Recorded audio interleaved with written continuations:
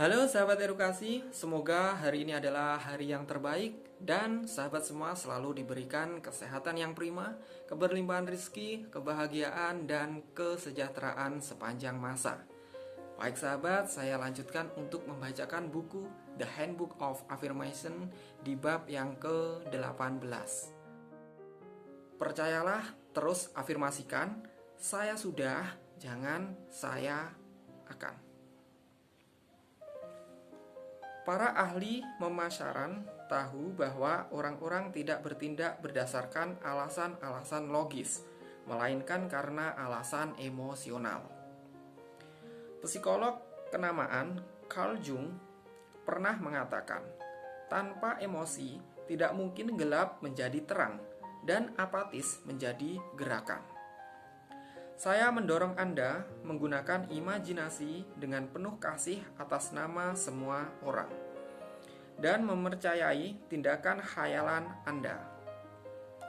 Jika Anda mempunyai seorang teman yang ingin mendapatkan pekerjaan, dengarkan baik-baik sampai Anda menangkap dari suaranya posisi apa yang diinginkannya. Rasakan genggaman tangannya, lihatlah senyuman di bibirnya. Gunakan semua indera yang dapat Anda bawa ke fase imajinasi. Bertahanlah sampai Anda merasakan getaran kenyataan, lalu lepaskan dan biarkan gambaran itu memenuhi dirinya sendiri di bagian luar.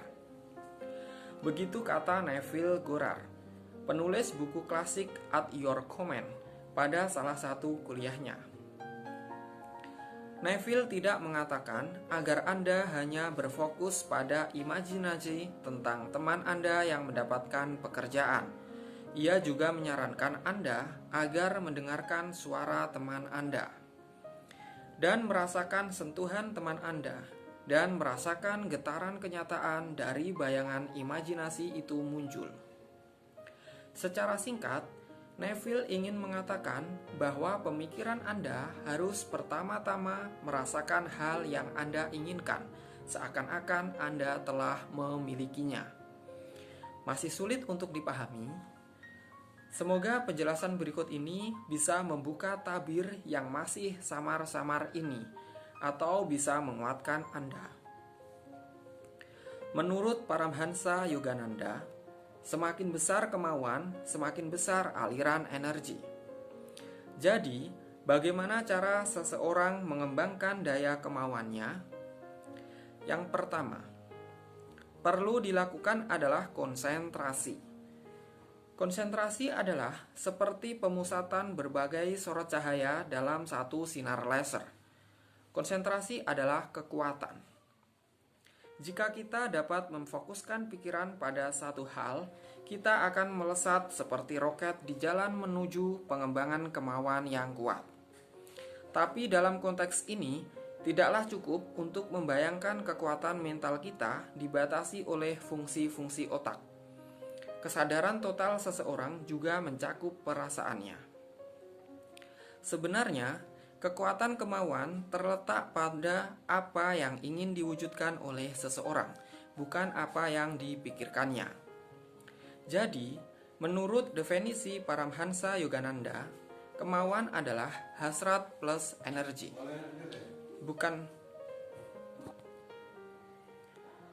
Tanpa perasaan, yang diinginkan oleh seseorang tidak akan mampu mencapai tingkat abstraksi. Tanpa perasaan yang terfokus, keinginan itu tetap akan menjadi harapan semata. Perasaan merupakan aspek kesadaran yang memberdayakan keinginan-keinginan seseorang.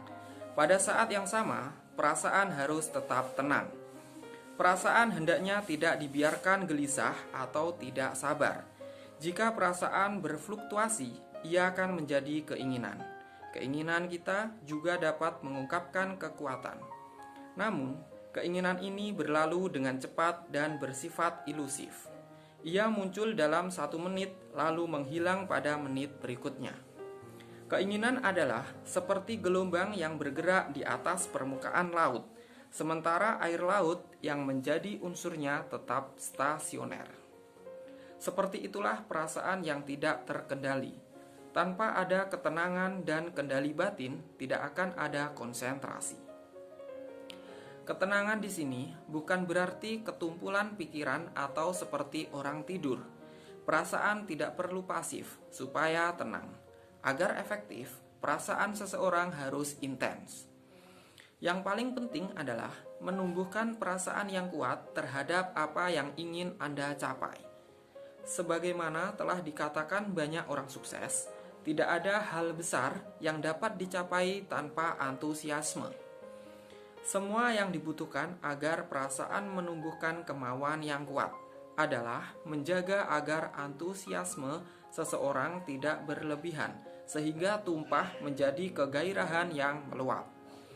Masih menurut Paramhansa Yogananda, seorang penjahit mungkin ingin, mungkin juga antusias, menciptakan sebuah busana yang indah. Pada saat yang sama, ia juga tahu bahwa untuk memasukkan benang ke mata jarum, ia harus tenang dan tangannya harus kokoh. Bila seutas benang melesat dari mata jarum, ia harus mengulang memasukkan benang itu ke mata jarum. Dalam hal daya kemauan, benang dapat dibandingkan dengan perasaan, dan mata jarum dapat dibandingkan dengan pusat konsentrasi dalam tubuh. Titik antara dua alis mata. Perasaan harus diarahkan dengan tenang melalui mata ini sebelum diproyeksikan keluar menuju sasaran tertentu. Ya, saya tahu, mungkin Anda perlu membaca berulang-ulang untuk dapat menarik kesimpulan dari pernyataan Neville atau Paramhansa ini. Ini berat untuk dipahami, tapi bukan berarti Anda tidak bisa memahaminya. Makanya, saya ingin menambahkan materi ini dari buku saya sebelumnya, Mind sur Gary. Ringkasnya begini, katakanlah Anda ingin menciptakan keajaiban baru, misalnya mencari dukungan orang-orang untuk proyek Anda. Sambil terus antusias mencari pendukung itu, Anda juga harus merasakan bahagia dalam setiap langkah Anda. Faktanya adalah bahwa setiap detik, berjuta-juta bit informasi mengalir melalui indera-indera kita, namun proses bawah sadar kita mungkin hanya 40 bit setiap detiknya. Jadi berjuta-juta bit dipadatkan menjadi sebuah pengalaman sadar yang secara praktis tidak berisi informasi sama sekali. Anda hanya perlu menjemput impian Anda dengan kendaraan cara tertentu. Atau kadang-kadang juga Anda perlu menciptakan terlebih dahulu kendaraan itu. Terus afirmasikan, saya sudah. Sekian dan salam edukasi.